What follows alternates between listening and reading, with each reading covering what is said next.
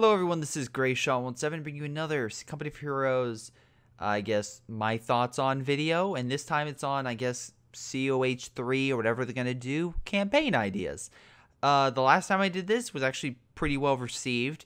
I understand that people may not like China as much. Basing on the future, my idea was about being in the Pacific campaign with China, Japan, America, and allies, but I completely understand that. Thank you for your opinions.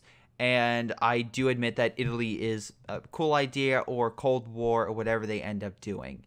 Again, that's my stance on it. But I also want to point out, I do apologize, Relic, about the microtransaction thing, because I know I may have seemed a little bit aggressive.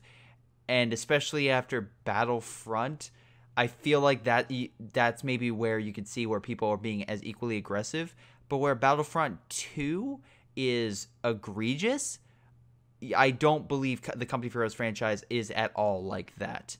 So, yeah, I do want to say that. And no, they're not paying me to say that or anything along those lines. I'm just being honest. Company of Heroes 2, it does have microtransactions, yes, and a thing. But at least I can go and be like, I want that commander and purchase it and not buy loot box after loot box for a chance to unlock it. So if they at least do that for Company of Heroes 3, I'm fine with it. But once again, I don't think there's no way a company would ever stoop to the level as Battlefront 2. But again, I just want to get that out before starting this. So what is this video? I should probably say campaign concepts. So they submitted to me another survey, and either they didn't see the last one, or maybe somehow I got through their marker. But I want to thank Relic for submitting this, and yeah, we're gonna go into it and we're gonna take a look. So again, Relic's pretty awesome with their community and reaching out and trying to get feedback once again. So like the last one, I want to thank them once again for submitting it, and let's get to it, shall we? Come on, let me know. Let's get to it. The future of Company of Heroes. Campaign concepts. Where does your knowledge of World War II history come from? Well, I can tell you right now, it comes from internet, it comes from video games, from games like Company of Heroes 2 and Hearts of Iron. School, big history guy at my school, and I did a World War II class in college, so that's how I know at least quite a bit about that. Documentaries, absolutely. I actually watched a ton of documentaries. I watched Dunkirk and many movies. I have seen TV shows like Band of Brothers and The Pacific. Fictional books. Have I read any? I don't believe I have. I'm gonna say non-fictional, absolutely. Fictional books, I don't recall a fictional World War II story that I read. There's probably something that's glaring that's like, duh. But, yeah, not really. So I'm just gonna say, yeah. But I have a lot of different ideas. Can you provide examples based on your selection? Alright, so that pretty much goes over everything that I'm pretty much going over, and you quickly read over that. But actually, real quick thing, extra history is probably the easiest one for you guys if you just want quick, like, awesome snippets of World War II. Go check out the, like, Battle of Dunkirk and well, actually no, there was I think they did do a Dunkirk video, but a lot was like Kursk and resources and stuff like that, which is really, really interesting. So I highly recommend you go checking that out. How important are the following when looking for a historically accurate World War II game? All right, the specific detail of forces involved, generals and I kind of like that. That's kind of important to know, like, the size of the force. That was the problem with Dunkirk, was I liked the movie, but I never got a scale of this is the area in which we're trying to defend, because in the beginning of the movie, it showed them, like, that, okay, they're literally, like, very close to the beach. The Germans are right there, and then for some reason, there's no defense on the left-hand side or anything that you could see, and it's like, I don't know. That bugged me. Uniforms available for each force. I guess it's okay that situations that occurred during the battle. I would say that's very important. I like kind of being like little things. Outcome of the battles, I would say, would be extremely important, because it's not like the Battle of Stalingrad where the Germans won. Yeah, no. I would say the reason for the battle would be really important as well. Equipment available is average. Difference between the strength of forces versus one another, I'd say, is very important, because it kind of just shows this, the overwhelming odds, or just like how easy it was, or just the situation. Location of the battle, I would say, is very important. Chronological order of events, you don't have to do it, because again, Dunkirk shows things out of order, but it was still very good. I'm going to reference movies, games, stuff like that. that I've played. Oh, and I did mention Sniper Elite and stuff like that in the previous thing. I should also note that, again, a lot of these things take for granted historical and are not accurate. So, again, it's just based on that surrounding, but you can still craft a good story. Like, Dunkirk is not historically accurate to what exactly happened in Dunkirk moment by moment, minute by minute, but it's still a damn good movie that kind of highlights the stress and tension of being on that beach. Dates of when the battle occurred.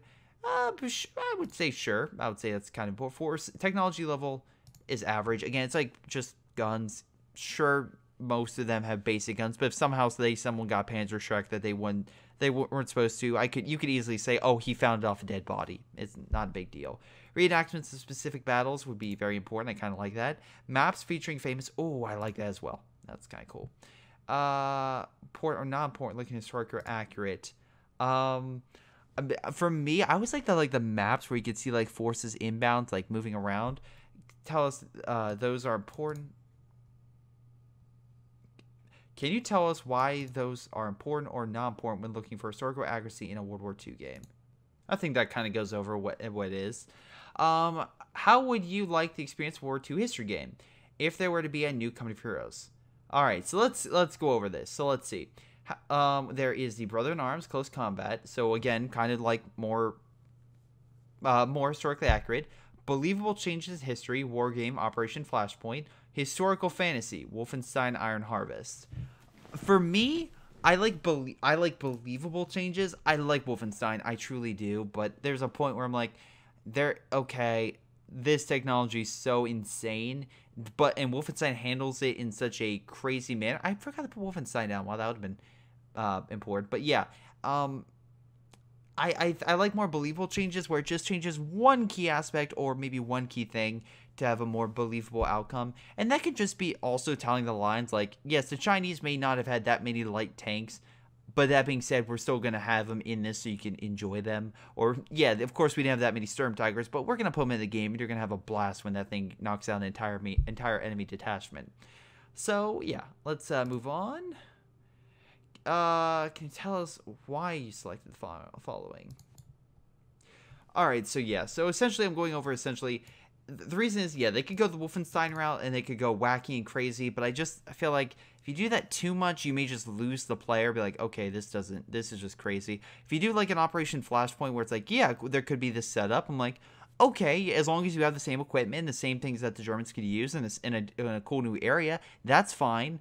And then, of course, if you go realistic, as long as you make the individual character story good, then that's fine. I feel like the outer two, like either being extremely historically accurate or so wacky, need to rely more on characters and more rely on that. Where if you go in the middle ground, it more relies on a unique setting and a premise. That's just me, how I see this. But regarding to the setup. Oh, hello. Please rank the following battle.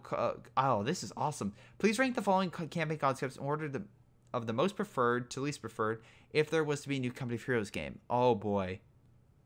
Battle for the Mediterranean.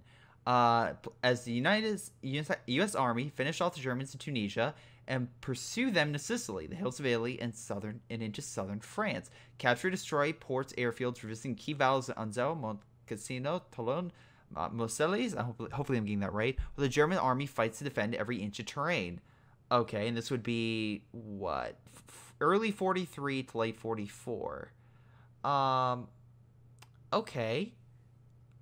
And what? So we have the Royal Italian forces can be deployed via doctrines used by the Germans in the unit. Wait, what? Royal Italian can be deployed via doctrines used by Germans in the U.S. So if they do this, and again, wait. As the Germans halt to retreat through Italy and repel the Allies in a new what-if scenario. Oh, that would be cool. Okay, I could see like that's cool, like battle stations where you have the historically accurate campaign, but then you still have that is actually sounding pretty cool if they do Italy. My always stance was they were going to just do one campaign and it would be historically accurate or maybe slightly off, but that would be cool. The only issue would be the German Army, U.S. forces, and British. Wait, German Army, U.S. forces, and British are playable multiplayer. That is my key issue. Fields of battle include Tunisia, Italy, and southern France. This is essentially just rehashing what we have in Company of Heroes 2. And that's my only critique. I like the campaign, the multiplayer, which I'm going to play a lot more of. I'm not trying to be mean. I'm just being honest. Is the exact same thing. Now, if they do a cool Italian army, and again, they could do... oh my god, I can't believe I just saw this. They could do an Italian-backed army with the Germans, an Italian-backed army with the Allies. That would be cool, because again, technically during that time, Italy was in a civil war. Even though it was really just, the civil war was German-controlled half, with the remnants of the fascist part under Mussolini, and the, oh god, was it the Pope? And like the old hierarch of Italy kind of on the other side. But yeah. Fall of Germany in early 1945. Guide the Allies in landing the final blow of Germany or repel the Allies as the Axis. This one I'm just like, not really. At that point in time, the Germans were pretty much gone. So there's really not much you're going to do. Again, same thing. The same kind of basic army. How they're going to go. So I don't really see much. Fields of battle include Belgium and Central and Eastern Italy. Once again, we've kind of done this before in Company of Heroes 2 with the Ardennes, so I really don't think this is really that great. I don't know. That's just me. Because defend and take back the fatherland, repelling the invaders. What if? Well, the thing is, if you're going to repel them, it's not going to be the Germans. It's not going to be the British and the U.S. you have to worry about. It's the goddamn Soviets pushing on Berlin. So that's my concern on that one. All right, moving on. Blistering Africa, Italy. In the Allied campaign, started the British army and battled the Germans across North Africa in key locations. All right, again, Tobruk, El Alamein, Calcine Pass, more, and then what? Then play the U.S. to take Italy away from the Germans to secure the ports retaking of Europe. So wait, I guess this one's more Africa, and this one's more grand-scale Mediterranean. Same three. Royal Italians would be used. Fields of battle, all right. Plays that, or the Germans in 2 campaigns taking place. So this one would just be more Africa, which might not be a bad idea, but we'll see. Because if this one you're not pushing up, which as long as this would get to a point like you retake Rome or something, maybe. But if it's going to 43, Rome was captured, was it like 2 days? Fun fact, before, was it June 4th, 1944, I think it was captured, or something along those lines. Literally, it was captured. The guy was like, I'm going to be famous for capturing Rome, and literally D-Day is on the front page everywhere. So this one's actually kind of low, and then the Battle of France and Britain. All right, hold on. Spring 1940, Germany's invasion of France has begun, but in this what-if scenario, Germany will invade the British Isles as well. Play as the Germans or the British and change the course of history. So, let's see this. As the Germans blitzkrieg across France, take Paris, Operation Sea Lion, English Channel. Okay. Same quote. Play as the British or the Germans in 2 campaigns. U.S. forces in the campaign can be played via doctrines used by the British. I guess the U.S. would come in to stop? No, they really wouldn't, because it's just like, at that point, yeah. Germany Army, U.S. British are available. Multiplayer battlefields battle is United Kingdom, Western France. I like this and I don't. Because, once again, in multiplayer, you would have U.S. forces. This is what I'm seeing here. German Army, U.S. force British. German Army, British force U.S. German Army, U.S. forces British. And while that's fine, I'm hoping more of Italians. You see, Royal Italian Army forces can be played via doctrines, which means what? I get the basic American forces, and then I could maybe deploy an Italian unit playing on Italian. So that just feels kind of weird. It's the same stance of like Battlefield 1 comes out and you can't play as the French. And it's like, weren't the French and British the main things, but we're playing as the Americans? Okay, weird. Sure, why not? I don't know. I just don't feel like this would it would be enough for its own campaign. This is cool because it's early enough where if you play as France, that's fine. But they're sounding like you're playing as the British, and I'm like, haven't we played the British the last 2 games? And also the Americans. I guess the British haven't received their own thing, but they got enough expansions. and stuff like that. I'm like, I feel like they have had enough of their own campaign. But fighting in Britain could be cool. The Africa one's interesting. I think Germany. I think the fall of Germany is one that's would probably be low. So, campaign concept 1. Wait, hold on. Is this one rank the following? Okay, so we're supposed to rank them from 1 to 4, I assume. So if I had to rank them, and this is just me, would I fight the Mediterranean? I think that would be really cool, and I'm being honest, that would probably be number 2. France and Britain would be number 3, because really I would play France, the French forces. That would be cool. And then I would also play Italy, but that's not the case. And then I guess I would go to blistering Africa and Italy just because, okay, more Italy, that's fine. But yeah, I would say none of the above would be mine, because here, and let me kind of organize this in a way. I guess it's image based, so this may take a minute to kind of go over this. So that's how I'm gonna rank it. I think the German one would be stupid, because it feels, we already have a bunch of northern maps where it's like kind of crossing in that territory. Sure, you could go further into Germany, but I don't know. That's kind of just, we've already seen more advanced German stuff. So that's just me. I think these areas would open new corridors. You answer none of the above. Can you tell us why? Okay, so it took me a while to do this, but I kind of wanted to organize this in a similar way to how they did it. So Battle of the Pacific, 1937, which is when, again, Japan invaded China, to 1945 or 1941. And essentially, play as unified China, US, or Japan as you try to liberate or subjugate China, I would say, / Pacific. Probably Pacific would also be good. I suck. God damn it. I'm going to leave this in. There we go. Pacific. I can type, guys. The campaign features multiple battles across the start from the start. The campaign features multiple battles from the start of World War II to Japan's surrender. Play as unified China, trying to hold back the Japanese advance, and the U.S. island hopping their way to retake the Philippines and liberate those under Japanese rule. You can play a what-if scenario as Japan with the complete takeover of China, and with the invasion of Hawaii. Again, you could battle again across islands to get eventually to Hawaii. Kind of what Battlestation Pacific did, but just more of a, instead of the fleet being the effort, it's the actual island, campaigns being effort.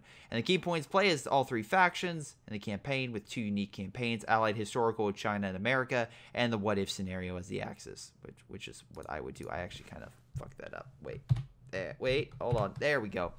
In the multiplayer, play as Japan, which could be, again, the Japanese Army and the Japanese Navy variants. Again, if you want to kind of more like the Navy corresponding with the island hopping and kind of being there, while the more the IJA being more focused heavily in and across mainland China.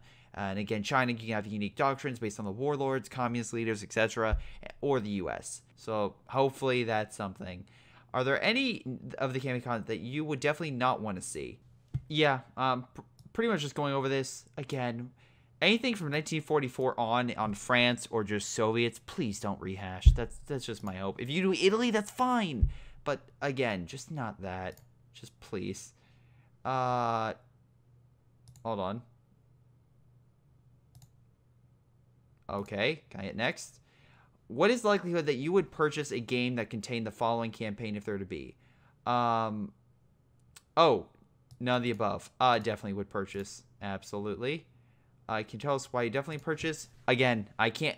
You have Sniper Elite 4, which is in Italy and respectively over in Africa. If I had to assume, I'm going to guess Sniper Elite will probably go over to Japan and the Asian theater probably next, but that's exactly where I would focus. So, again, kind of unique.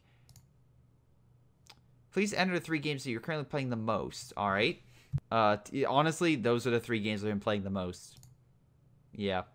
For the question, we would like to understand what you prefer in games that you play. When answering, think specifically about games that you seek out and buy and play. All right, cool. I seek games that I can enjoy without practicing skill. I would say without practicing skill. That's kind of... I love how this is supposed to be 10 minutes. It's probably going to be like 45, but whatever. I would say average. Well, without practicing skills... I would say of low importance. I see games that are intense. I like games that have like that kind of thing. Because if it doesn't have the like kind of like build up like battlegrounds, it's just not that great. Where I can play alone, I would say sometimes it's nice to be able to play that, because again, I burn through Overwatch. I can play that alone, or I get multiplayer, but I can play it by myself and I can kind of go fine. Bigger things would be like Wolfenstein 2. I'm playing Sniper Elite 4 right now. Even a Hearts of Iron game by myself is kind of refreshing. Or my Civilization 5 game that I'm doing are more immediate. I would say average. I see games for exploration, discovery of their world. I don't mind that. I'm doing that Solaris. I see games where mechanic rules are deep and complex. Yes. No, fuck it. Extremely important. Yes. Hearts of Iron 4, I banged my head, but once I did, I enjoyed how it's awesome. Peaceful.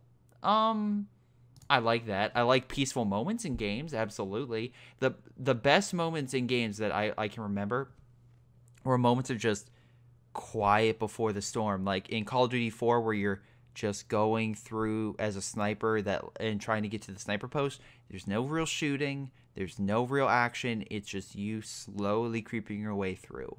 I could say the exact same thing in regards to it, the Sniper Elite series. The moments I know is just me looking at a nice aerial shot, just everything going along, just me getting through, just ever so quietly. Or even like The Last of Us. I know that may be a weird one to call out, but I know there's a lot of like very dark moments, but the one that everyone will refer to would be the quieter, kinder moment that I think you can. If you play Last of Us, you know what I'm referring to. Allow me to master skills. Yes, that's yes and no. I always like there to be a high skill level, but that being said, doesn't mean that other people at lower level can't compete in some capacity. A blobber can still hold their own in COH2. It's just it becomes hard to. I like that. The mechanics kind of fit the context. Work to progress and achieve my goals. Yes.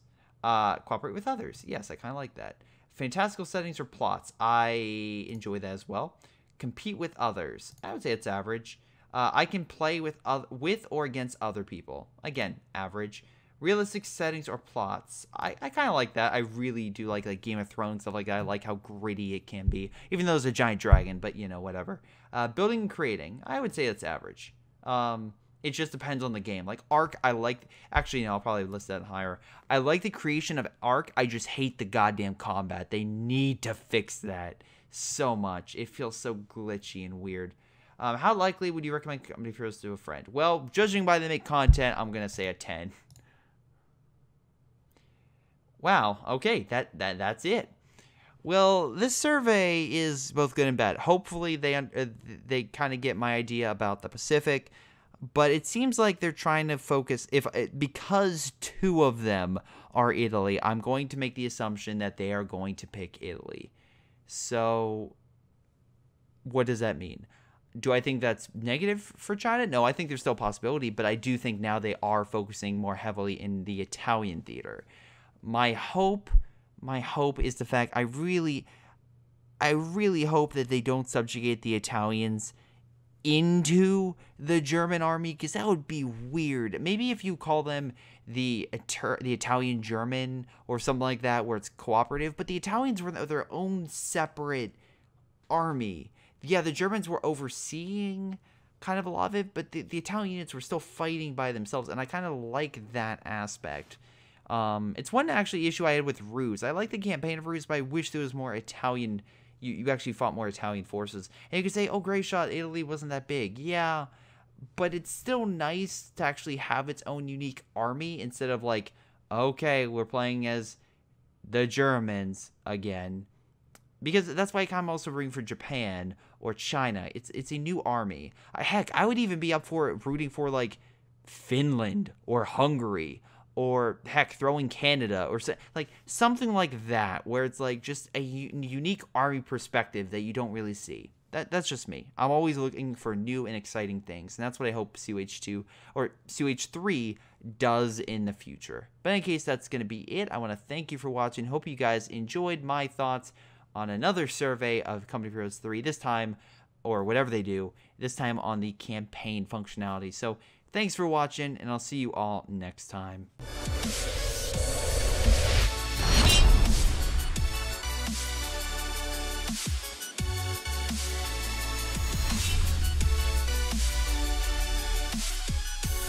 before this video ends, I want to give a special shout out to my Patreon supporters like Ace, Leo, Tim, Sean, Sejones, and Nick. Thank you guys so much for your awesome support, and I'll see you next time, guys.